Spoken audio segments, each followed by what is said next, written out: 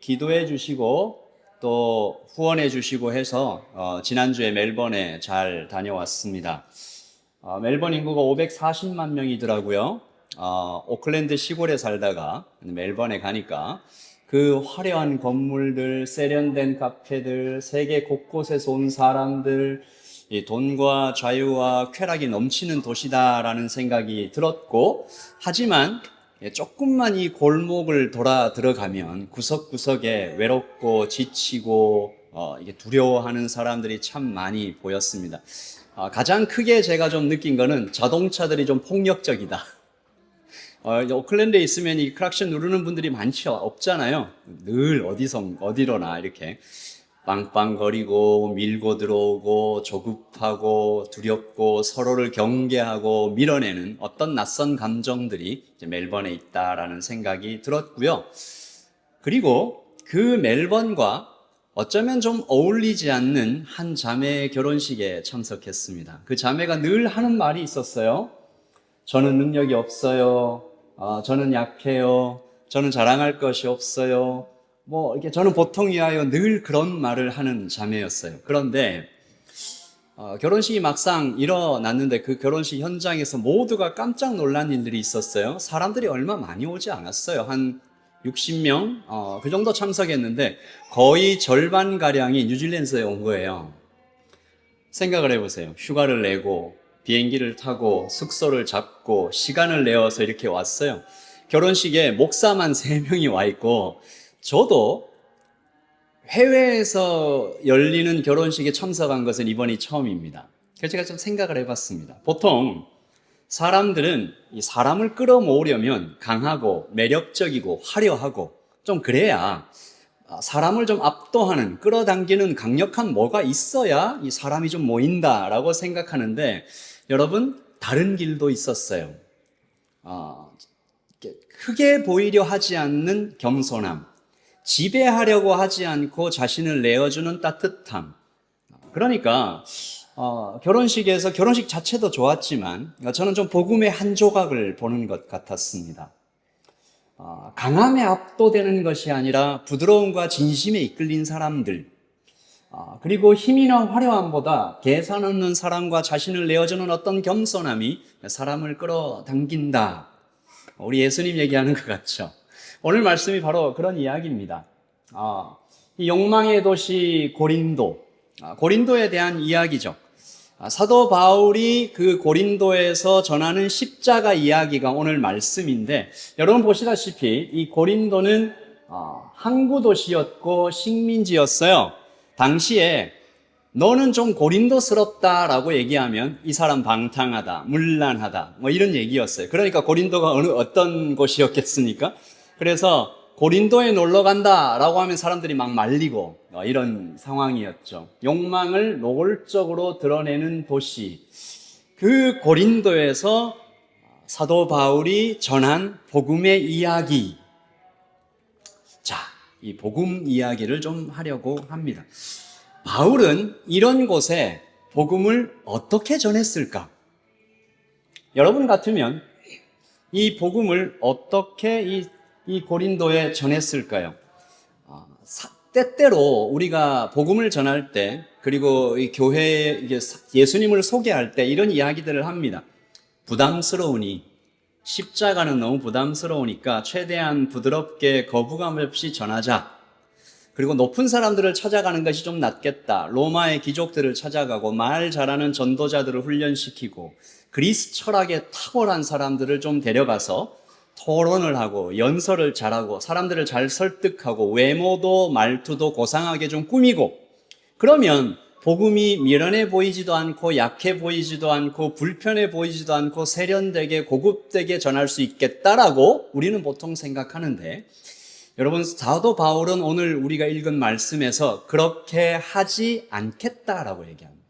그렇게 하지 않았고요. 그렇게 하지 않겠다라고 얘기하는데, 사도 바울이 그렇게 못하는 사람이 아니잖아요. 사도 바울은 철학을 잘 아는 사람이었습니다. 로마 귀족들과 이미 연결이 되어 있었어요. 그는 로마 관원이었고요. 유대인의 성경, 헬라의 언어, 로마의 공무원이었던 이 사도 바울이 복음은 그렇게 전하지 않겠습니다. 그렇게 전하는 게 아닙니다. 오늘은 우리가 이 사도 바울이 전한 이 고린도에서 십자가 이야기를 보면서 복음에 대한 오해, 그리고 복음의 진짜 모습을 좀 살펴보려고 하는데 한 3가지 정도로 우리 같이 한번 읽어봅시다. 시작. 복음은 원래 인간이 이해할 수 없는 것이다. 이해를 자꾸 시키려고 하다가 문제가 생길 수 있어요. 근데 이걸 우리가 알고 시작해야 됩니다. 복음은 원래 인간이 이해할 수 없는 것이다. 왜냐하면 하나님의 것이기 때문입니다. 사도 바울이 이야기하죠. 시작. 이 세상이 자기 지혜로 하나님을 알지 못함으로 하나님께서 전도에 미련한 것으로 믿는 자들을 구원하시기를 기뻐하셨도다. 세상은 알 수 있다라고 생각하는데 사도 바울은 단언합니다. 알 수 없다. 세상은 자기 지혜로 하나님을 알 수 없다.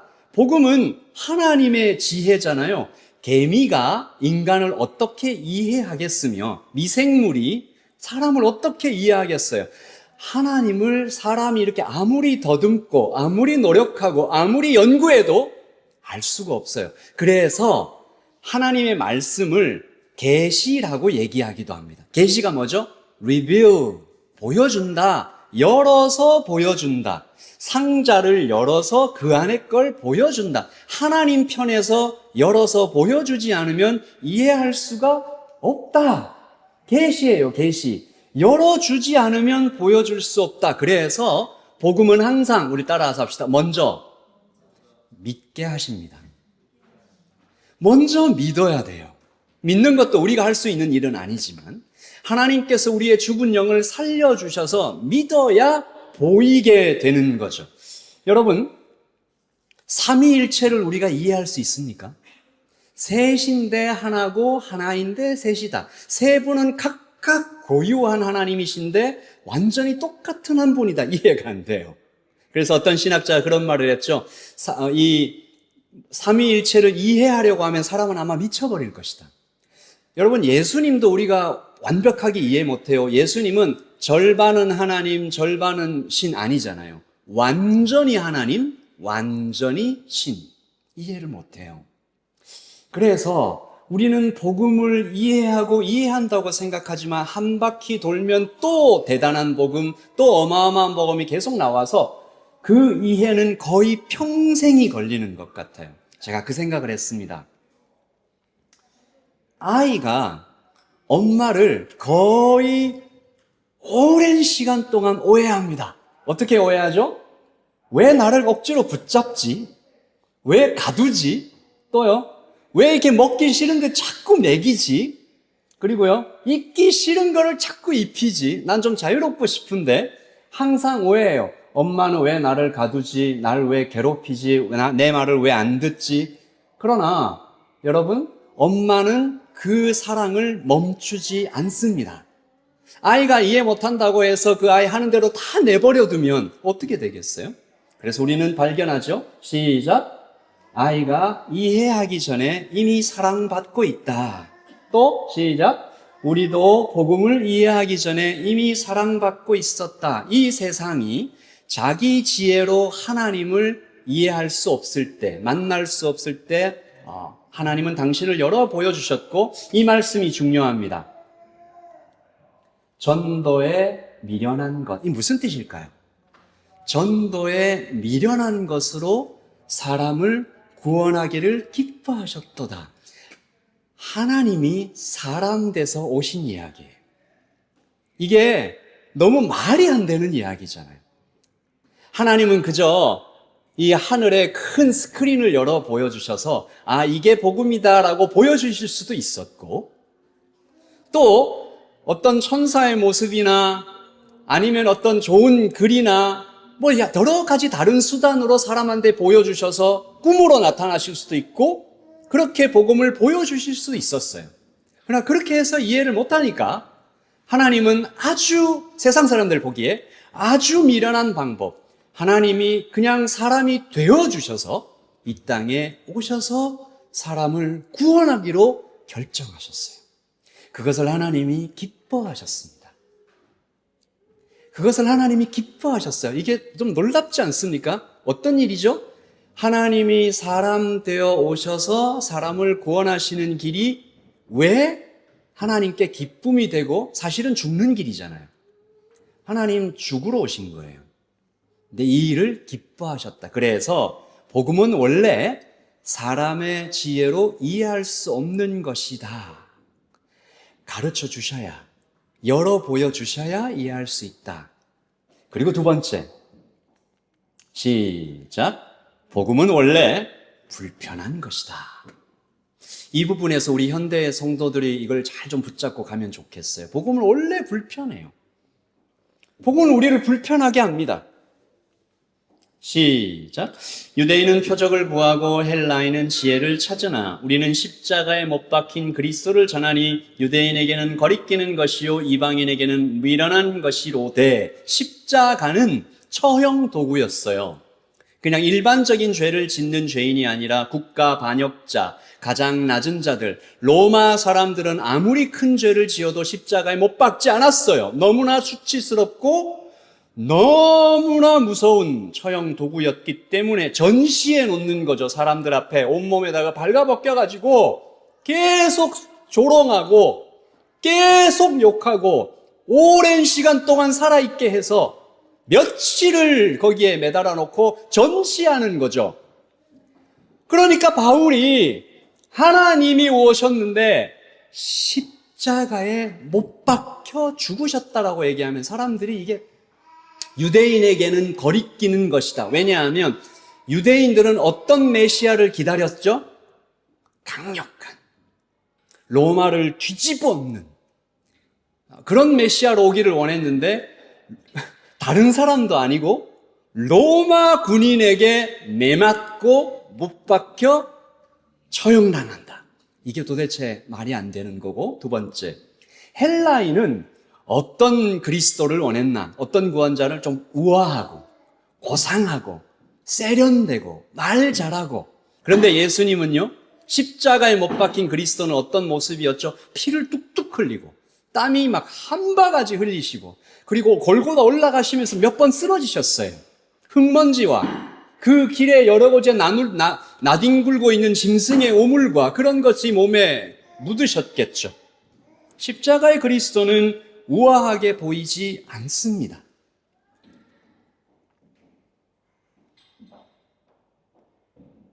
유대인에게도 헬라인에게도 또 우리에게도 십자가는 우아해 보이지 않아요. 고상해 보이지 않아요. 제가 그런 얘기도 한번 들었는데, 미국의 어떤 학교에서, 이제 크리스천 학교죠. 이 복음을 전하는 것을 처음부터 생각하고 만든 미션 스쿨이었는데 십자가를 가르쳤다가 고소당했어요. 아이들한테 어떤 거? 너무 끔찍한 걸 가르친다. 그 정도인 거죠. 십자가에 못 박힌 그리스도.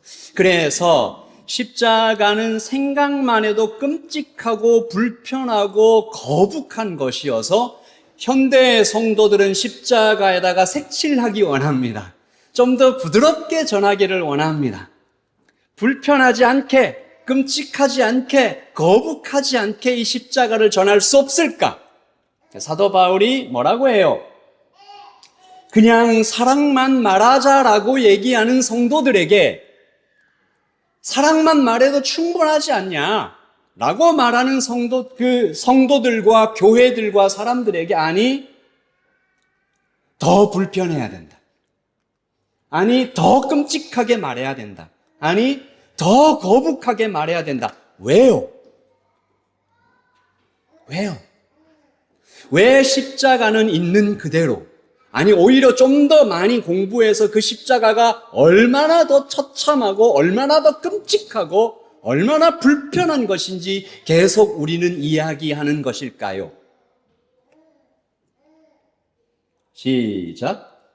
내 죄가 얼마나 크면 하나님이 그 정도로 비참하게 처형당해야 했을까?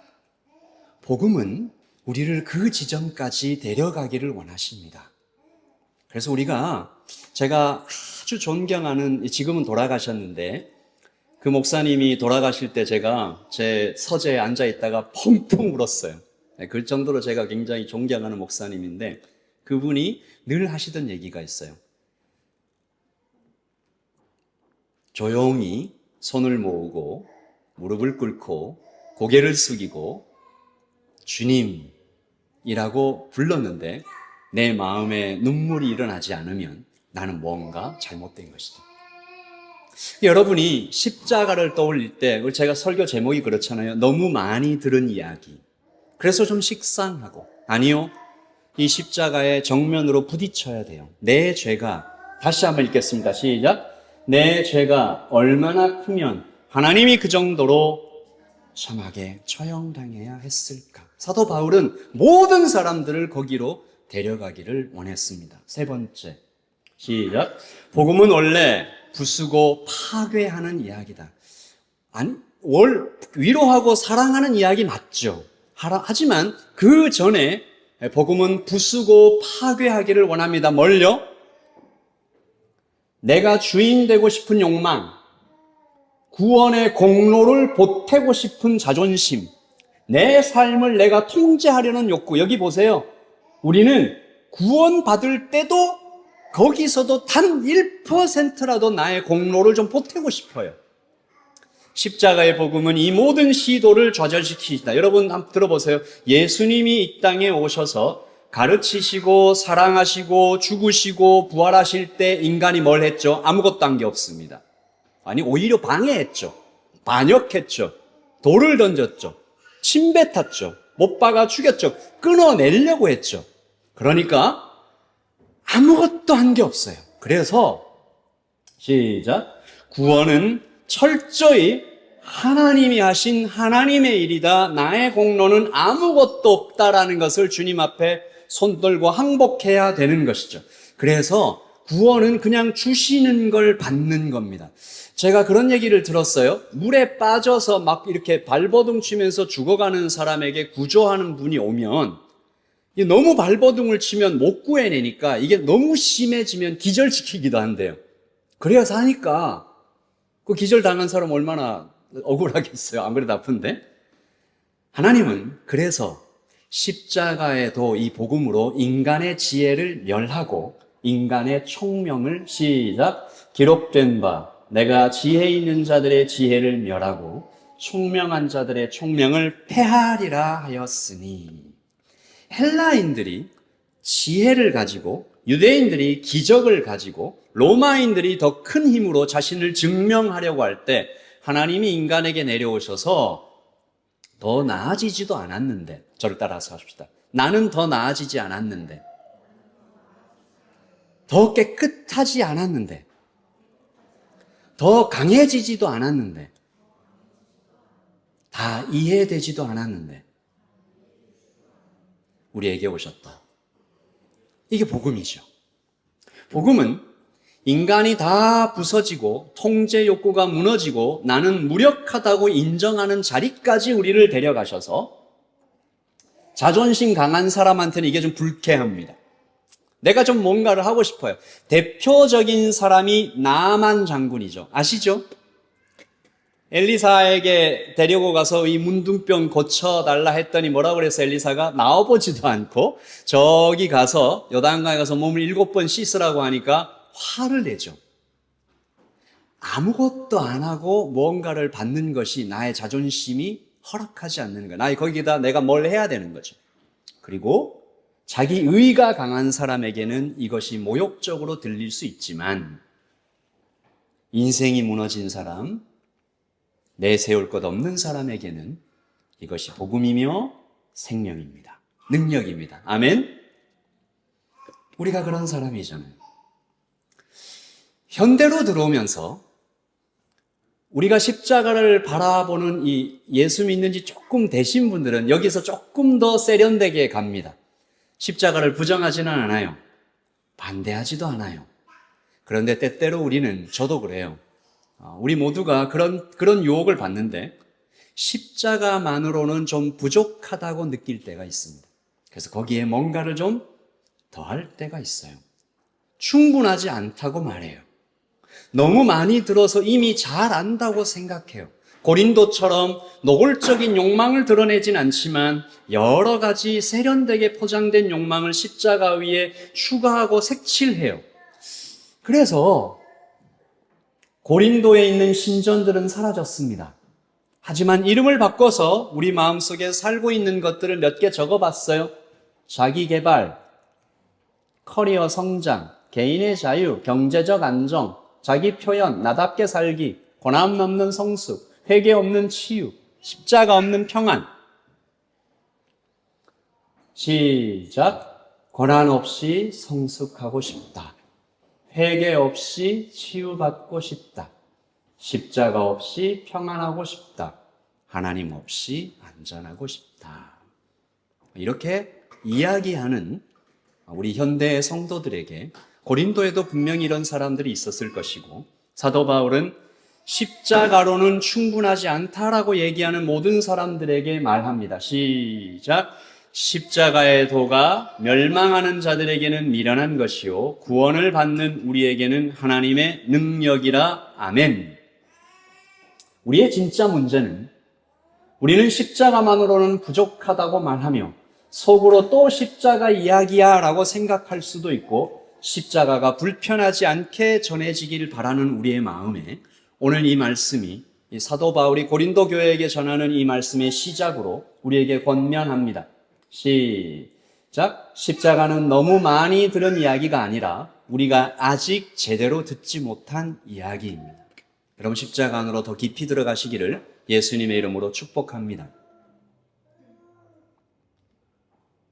시작. 유대인은 표적을 구하고 헬라인은 지혜를 찾으나 우리는 십자가에 못 박힌 그리스도를 전하니 유대인에게는 거리끼는 것이요 이방인에게는 미련한 것이로되 더하지도 말고 빼지도 말고 불편해도 도망가지 말고 내 생각과 달라도 저항하지 말고 아직 이해되지 않아도 십자가에 못 박히신 그리스도를 만나는 이번 주, 오늘 여러분의 평생이 되시기를 바라고, 십자가를 좀 제대로 듣는 여러분 그 지점까지 우리가 모두 나아가서 나의 죄가 얼마나 크면 하나님이 이토록 처참하게 끔찍하게 처형당하셔야 했을까, 바로 그 지점까지 간다면, 우리가 그 이야기를 계속 듣고 또 듣는다면 우리는 그리스도로 충분한 지점까지 갈 수 있을 것입니다.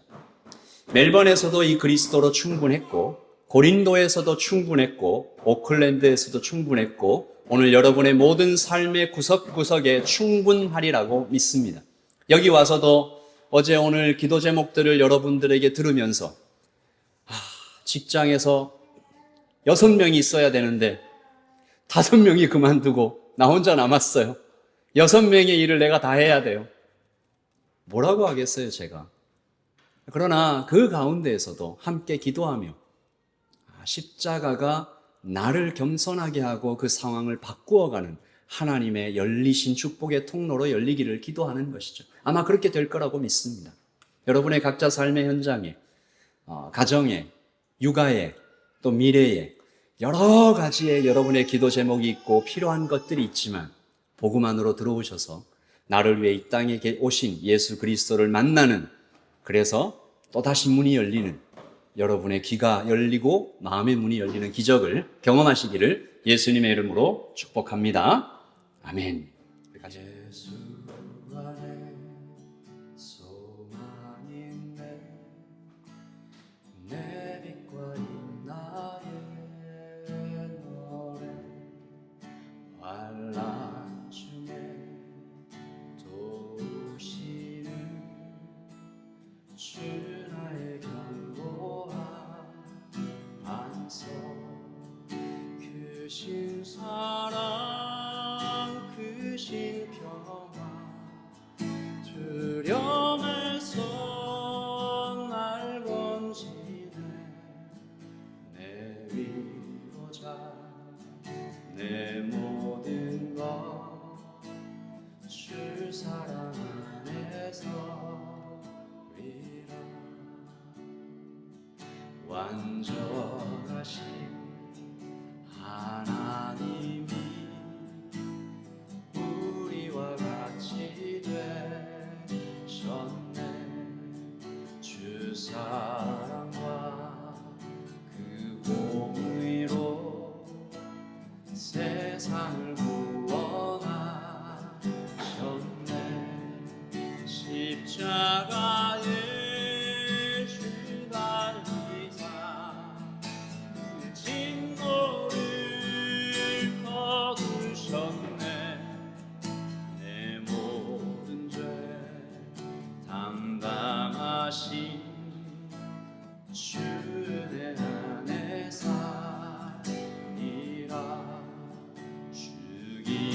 당한 세상의 빛 어둠 속에 누이셨네. 영광스러운 그의 날에 무덤에서 부활했네. 승리하신 우리 주님 원수들을 나 주의 것, 주 나의 것, 주 보혈 안에 살리라.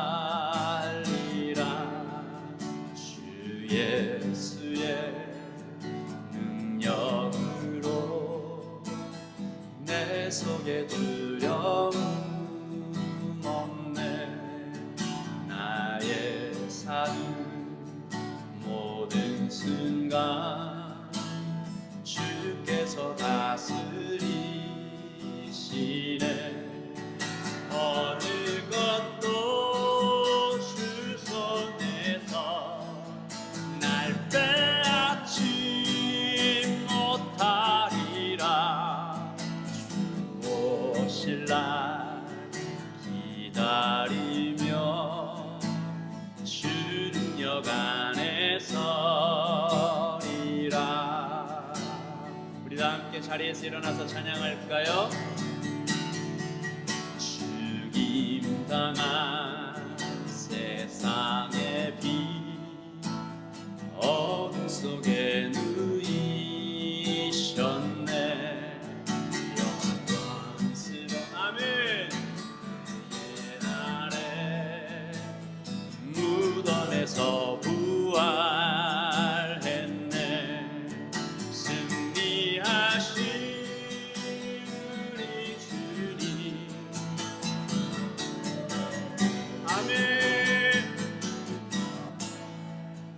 나 주의 것, 주 나의 것, 주 보혈 안에 살리라. 주 예수의 능력으로 내 속에 두려움 없네.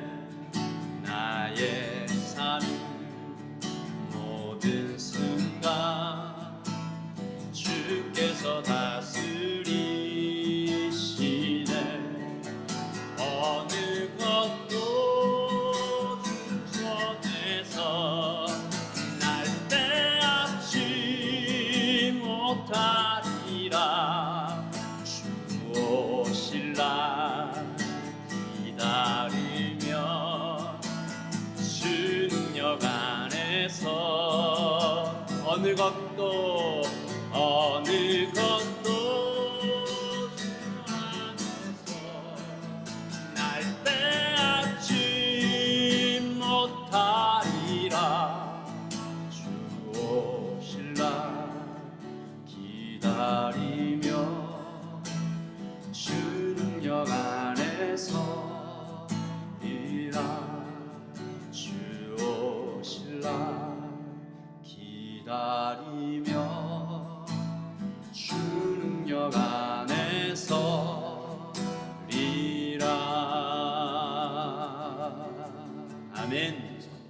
지금은 우리 주 예수 그리스도의 그 크신 은혜와 하나님의 풍성하신 사랑과 성령의 교통하심이 여기에 십자가를 더 만나고 그 앞에서 더 부서지고 더 불편해지다가 더 감격하고 더 무너지고 더 사랑하고 더 평안해지고 더 만족해지는 그렇게 되기를 소원하는 여기 모인 모든 하나님의 백성을 머리 위에 지금부터 영원토록 함께 있을지어다.